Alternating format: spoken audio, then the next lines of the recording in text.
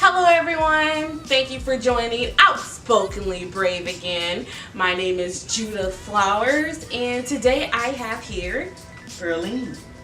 And I also have Jasmine of She Brews Love. She Brews Love. Yeah. I'm so excited to actually have you ladies here. This episode is really important. First thing first, I have a question. I love questions. So, mother, question. Do you know of anyone who was sexually abused? Yes, I know quite a few people that were. Okay. And Jasmine, do you know of anyone who was sexually abused? Yes, I do. And for myself, yes, I also do know quite a few people who have been sexually abused. So I also have another question. Was that person outspokenly brave about their sexual abuse? Not at the moment in time, but as they became older, they felt more confident to come out and talk about it because it was stopping them from progressing into their lives. Okay. And how about you, Jasmine? Was that person outspokenly brave about it? No, they actually never told anybody. They don't talk about it a lot at all. So thank you for coming on my show. It is called Outspokenly Brave. And the question I'm going to be asking you is, do you know of someone who has been sexually abused? I have to answer it now. Oh, yes, I Yes? do know. Okay. Yes, And was that person outspokenly brave about it? No. They was not. Okay. And that question is, do you know someone who may have been sexually abused? Okay, so first of all, that's a big word, abuse. And then I'm not sure what constitutes as sexual abuse. I do know of one person who told me when they were younger, they used to be sexually abused. Okay. No, it was actually a lot.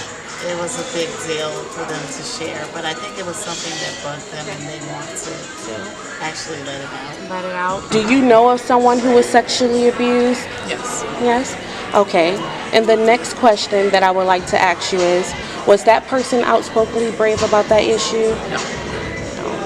In the black community, I know sexual abuse is kind of like a taboo. It's not something you openly talk to people about. It's not a conversation that you openly have.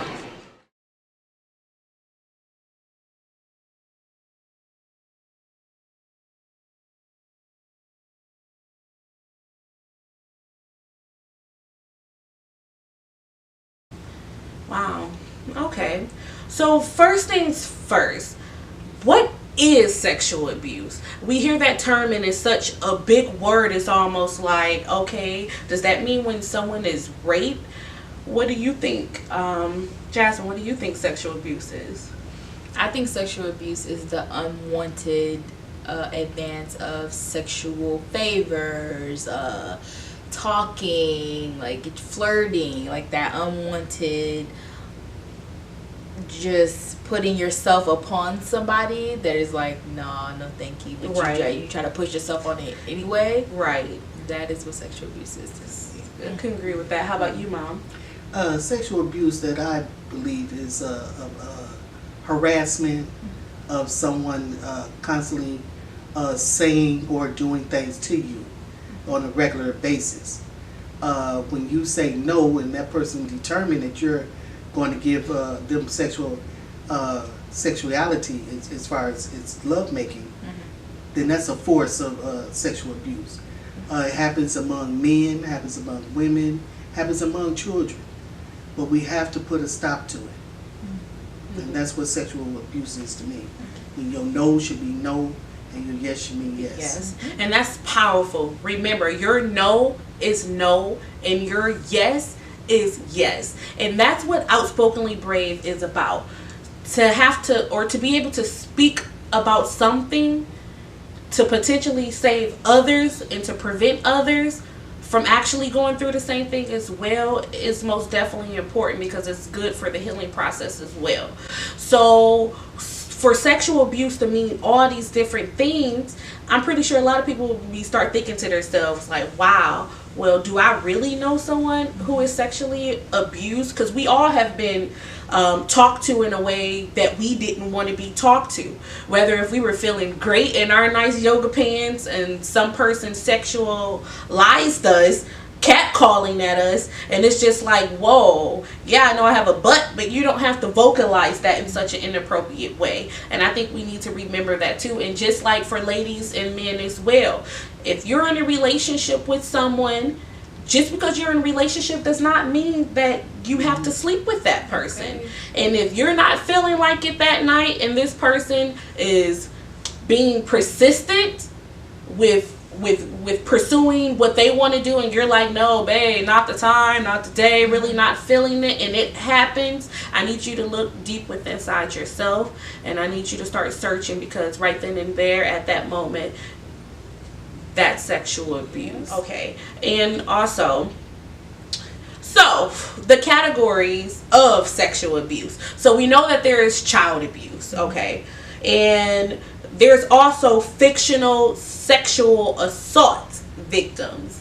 And I didn't even know what that was. Jasmine, can you explain what is a fictional sexual assault victim? You're the object of somebody's lust.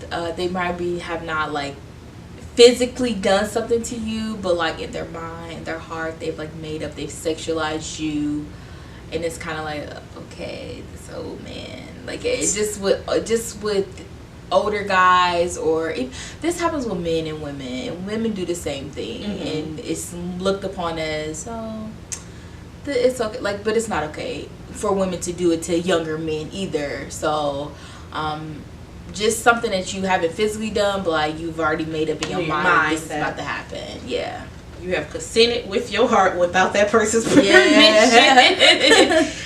Big fella. Okay, and mass sexual assault. What do you think that is? Mass. Yeah, like a mass sexual assault. Is that like a mass of people? I think it is. Like more numerous of people? Okay, well, we're going to have to look that up, because I'm not too sure what would mass sexual assault be. Okay, so mass sexual assault is the collective of sexual assault of women in public by groups of unrelated men, typically acting under the protective cover of large gatherings. Victims have reported being groped, strapped, beaten, bitten, penetrated, and raped. Mass sexual assault. I wish I had coffee to sip on, because that was a lot to take in. It was. Mass sexual assault. Lord Jesus, can we have a moment of prayer? That was a tough one. Yeah, that was a tough one. Wow. Okay, so for the next one would be sexual slavery. That's deep. Now, sexual slavery, what is that? What do you think that? Sexual slavery is people that have been controlled into, whereas that's all they are there for, is to serve that person in a sexual manner. They are being a slave to it. So if that person wants to be being dominated, then they have to give them that service. Wow. So human trafficking. Human The trafficking. stories you hear about women being locked in basements for years. Yeah. Oh, Jesus. Wow. So majority of the time we hear that sexual abuse start within the home. And we hear that normally it's somebody who is more close to us than possibly being a stranger. The statistics rates of that is extremely high. And this is why I think that we need to be speaking about this. I would like to start with you, Mom. I have known some of the stuff that you have said, but I don't know the whole story. And I know this would be like my first time hearing of it. But I would like you just to briefly share a little bit about your journey and your story. Okay. Well, I was sexually molested, and it started around the age of 8. And I had endured it from 4 different people. And it started with touching and fondling. And I went to try to get on top of it as I was asleep. And I was awakened from that. I kept it to myself for many years, and whereas it started to progress my anger, whereas some people, as far as children, they would go into cutting themselves, or they would want to run away, or they get involved with the wrong type of people or crowd. Well, whereas I took my comfort in the eating, as you can see. So I took comfort in the eating, and then it progressed as I gotten older into drinking, to try to cover and to overcome those issues that I had. And I would not be involved in relationships or good relationships as I should have been as growing up. Never really being close to anyone else.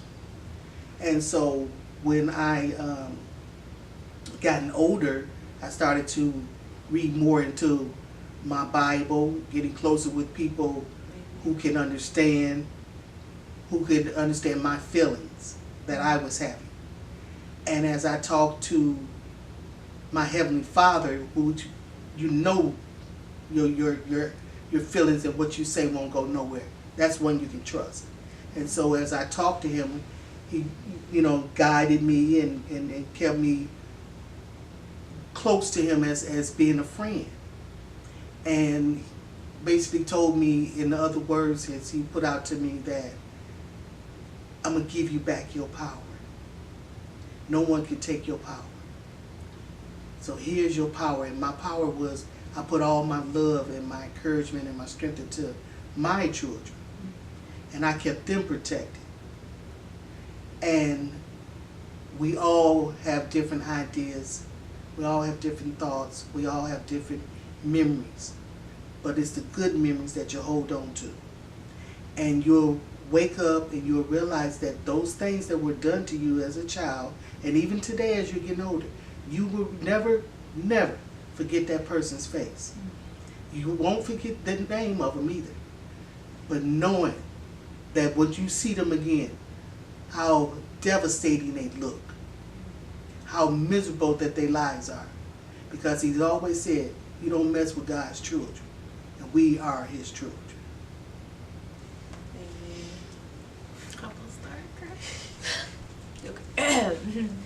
Wow. Wow. I'm actually really taken back. I was really trying to fight these tears back. Overwhelming. Mom, I did not know that. I did not know that. I really did. My good shirt. Messing up your good shirt. Wow. That's where I get it from. How you just... Wow. I mean, okay. First thing first. I know, like, wow. And then to just think that I was 8 years old. And then here you talking about me trying to protect my children. And I can say you did your job, by the grace of God, truly. That, not having to go through that experience. And I pray never to. But, wow. Wow. Jasmine, tell me your story. Well, I was molested when I was a child. I'm not sure how old I was. And it was by a family member. Multiple times, not just one. And I never said anything about it. I stayed quiet about it for a very long time. In fact, I told my mom when I was 18 that it had happened to me. She was devastated. And this is like a generational curse, like in my family. So she has been sexually abused, my aunt has been sexually abused, my uncle has been sexually, like, there it's just like it was an ongoing cycle for a while, and it has stopped, but it existed. One thing that it took for me is my self-love. I struggle with loving myself, even though it has gotten better and the healing is, still happening. It has taken a lot to like get to this point. I used to be really timid, and I didn't like talking to people, and I'm very untrusting of men. And that has gotten better, but still everything just has needed work in every area. I remember lots of prayers, lots of church services, crying and pleading, like, Lord, just heal this part of me, because it has seeped into like every area of my life. The way I handle people, the way I handle myself, my sexuality, being confused and not knowing like what is right to like. I don't think a lot of people talk about the effects that it has, and I've never been to therapy, and I'm still considering that. You kind of have to take it one day at a time, and you also have to tell somebody that it has happened to you, because if you don't, you'll never be free, and the person will always have that power over you.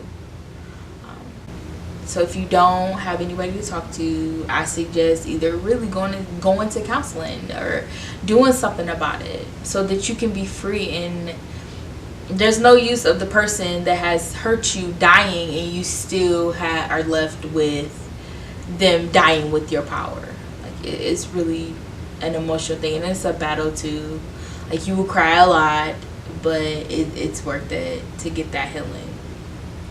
So I'm still working on the self-love part of that, because it really did take away like the low self-esteemness that I have sometimes. It's ridiculous, but I think all things are possible when you keep working at it and let God kind of like heal that part, and so that you can have a healthy relationship. And so if you are in a relationship with somebody, and you are in love, that relationships don't equal sex.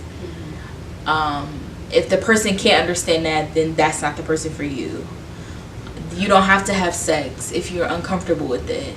If you don't want to, don't do it. And if the person tries to force himself upon you, then it's time for you to go ahead and break that off and move on to something else. And it's important to open up communication with your children.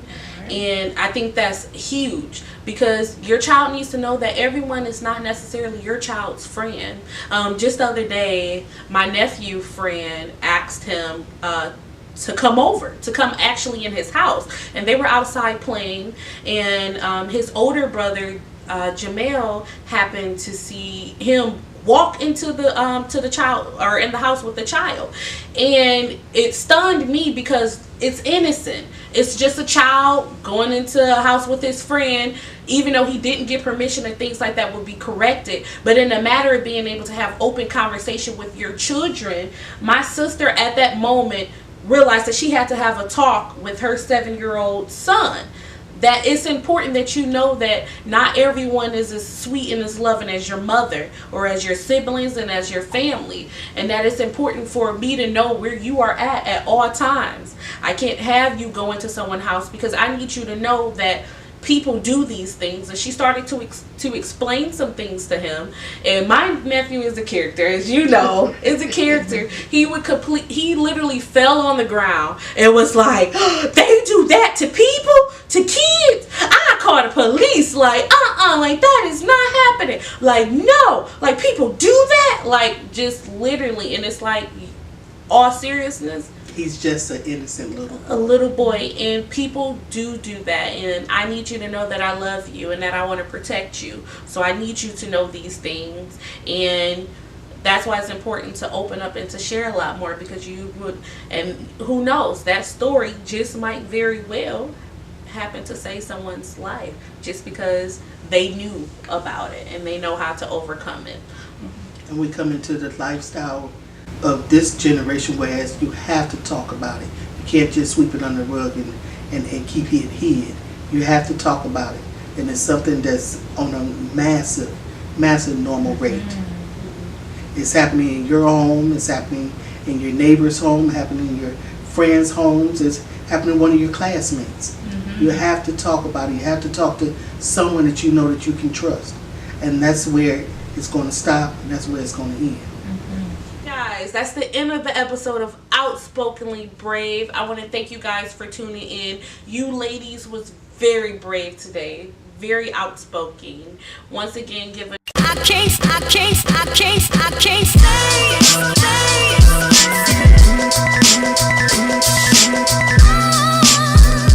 I want to thank you guys for coming on. I want you guys to tune in to the next episode of Outspokenly Brave as we continue to heal, motivate, and empower one another. God bless and see you guys next episode. Bye.